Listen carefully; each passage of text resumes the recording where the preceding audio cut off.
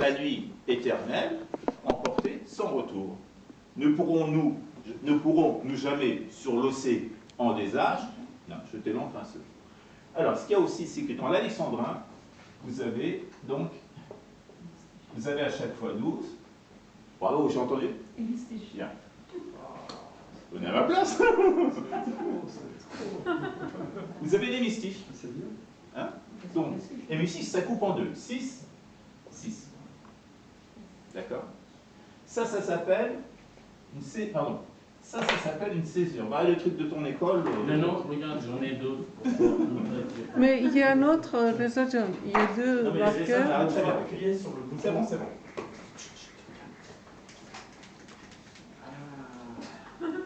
James Bond. Alors, ça s'appelle césure. La coupure. Ah oui, il y a vraiment des règles, hein, comme en persan.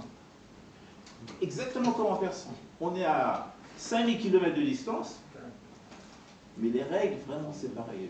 J'ai étudié ça à Rofès, tout ça. Je peux prendre du Rofès et vous mettre ça à côté. Ensuite, ça c'est une forme, et puis l'autre, octosyllabe. Donc il y en a 8, octo. Hasht, octo c'est hasht. Hein, la même origine de longueur. Donc 4 et 4. D'accord? Donc si on fait un alexandrin, ta-ta-ta, ta-ta-ta, pardon, ta-ta-ta, ta-ta-ta, 6, ta-ta-ta, ta-ta-ta, 6, ça fait 12. Si c'est octosyllabe, ta-ta, ta-ta, ta-ta, ta-ta, 4. 1, 2, 3, 4.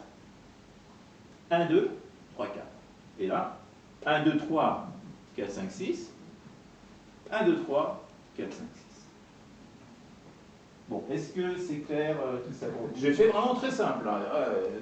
Voilà, c'est bon? Très bien. Alors, qu'est-ce que je voulais dire autre chose aussi? Ah oui, ça aussi c'est important.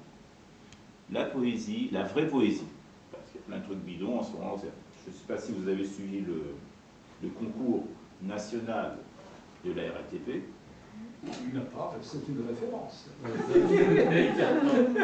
du ridicule. C'est ridicule. Parfois, non, mais je regarde parfois dans les voitures, c'est marqué. C'est affiché, puis bon, c'est tout ce que de la poésie. 10 000 personnes en participent. 10 000. Donc il est temps que les Iraniens viennent de remettre de l'ordre. Bon, alors. Donc, ça vous avez... Alors, ce que je voulais dire, ça c'est très important. La poésie, la vraie poésie, c'est un réseau mondial. C'est un réseau mondial. C'est un réseau qui fonctionne dans le monde entier, les vrais poètes, et qui n'est pas soumis à la chronologie. Ce qui s'est passé il y a 12 siècles, Ferdowsi, 10e siècle, et ce qui se passe aujourd'hui, tout ça, ça se rejoint. Le temps ne joue pas. Le temps ne joue pas. Ferdowsi est toujours moderne aujourd'hui. Hugo est toujours moderne aujourd'hui. Hugo a écrit des poèmes sur Ferdowsi. Hugo a écrit un poème sur l'armée des 10 000. C'est pas Joe Biden. Voilà, 19e siècle. Et puis là, vous savez, 10e siècle. 900 ans de différence. Mais ça n'intervient pas, ça ne compte pas. La vraie poésie, ça ne compte pas. Après, bon, il y a des règles. Mais les règles, vous prenez Eloyo Ayuha Sori, le tout premier poème. Je traduirai en français. Eloyo Ayuha Sori Adel Kassan Van Ovelho, le tout premier poème de Hafez. Ke Esh O Son Nemoud Aval 8. Vali Oftot Moshkel Ha 8. Là, vous voyez à quel point ça se rejoint. Et donc, je pense que les vrais poètes, leur rôle, c'est de participer à ce réseau. Moi, à mon petit niveau, hein, je prétends pas, à mon petit niveau, participer. s'inscrire dans ce réseau. Il y en a qui se mettent sur YouTube, sur les réseaux de je ne sais pas quoi.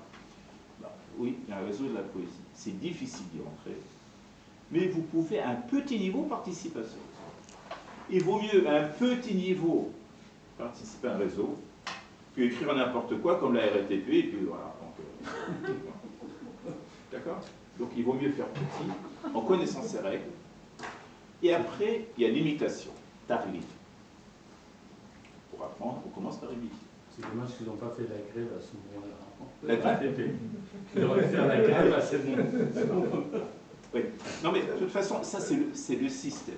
C'est-à-dire on est dans un pays, pas un pays, un continent. C'est pas propre à l'Iran, à la France. C'est un continent où la poésie a perdu son sens. Angleterre, Allemagne, c'est pas le même problème. C'est-à-dire qu'on a cassé les règles qui existaient depuis des siècles. On a supprimé ces règles, on dit voilà, vous êtes libre, écrivez ce que vous voulez, exprimez-vous. Et on a supprimé cette beauté de la langue française, cette langue flamboyante. Et puis à la place, du tout et n'importe quoi. Bon, et puis, mais je pense que c'est des périodes, ça ne va pas durer, et je pense qu'il y aura un retour. Je pense qu'il y aura un retour de la vraie poésie française. Parce que de plus en plus, je pense, en France, on ne supporte plus ce système capitaliste mondialisé. On ne supporte plus l'absence de règles. On ne supporte plus l'inculture. On ne supporte plus l'inculture. On va revenir à des valeurs, des vraies valeurs culturelles françaises. Bon.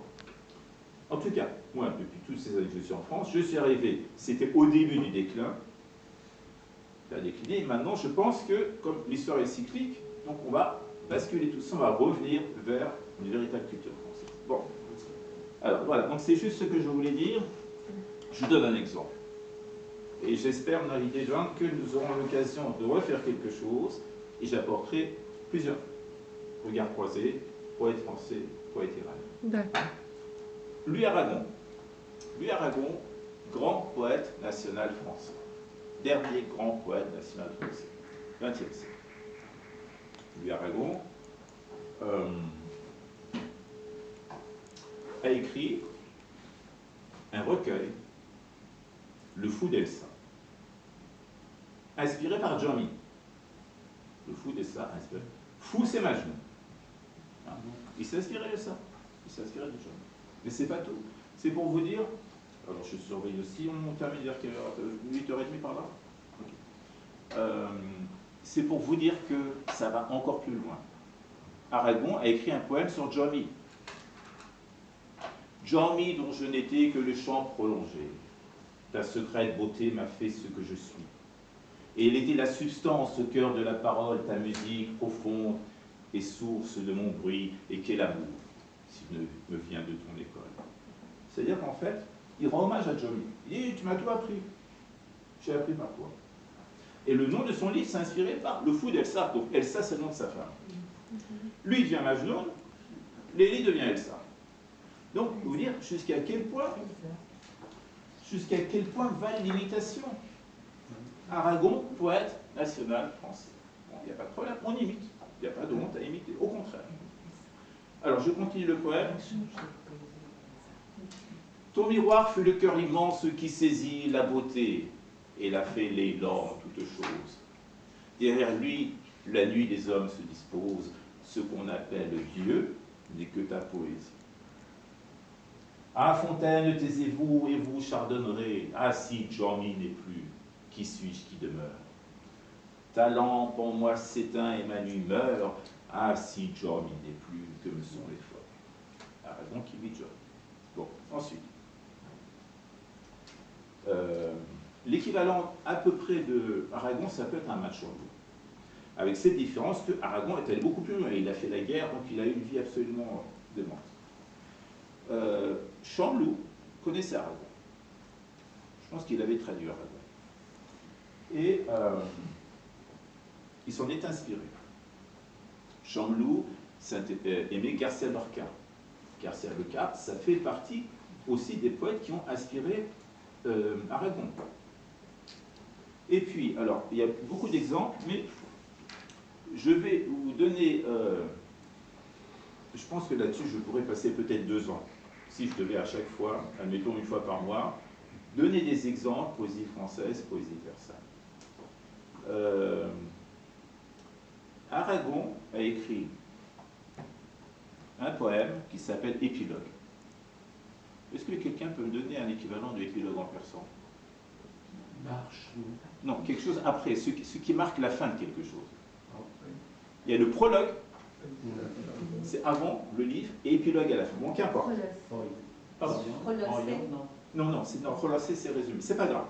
Il a écrit un poème qui s'appelle Épilogue.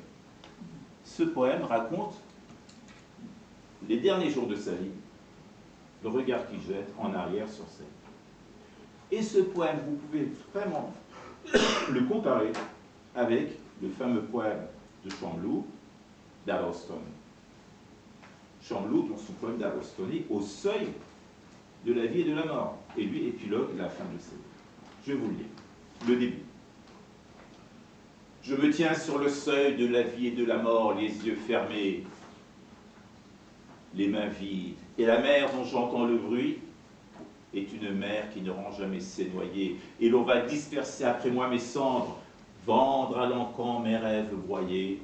Voici déjà que la parole sèche à ma lèvre comme une feuille humide. Il y a 20 syllabes. C'est énorme, 20 syllabes, des quatrains de 20 syllabes. Donc il raconte la fin de sa vie, et donc Champollion aussi dans d'Arostone. Je vais vous lire juste un petit peu.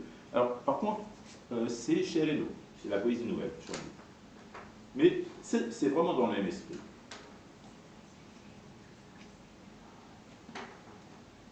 Bon, j'ai encore 10 minutes, après on fera des exercices. On a le temps. Mais ça c'est simple, c'est vraiment la base. Hein. Champollion.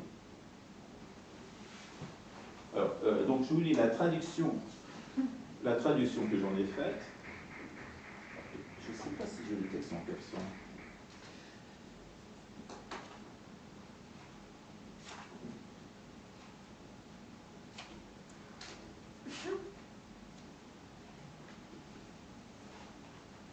Sur le seuil.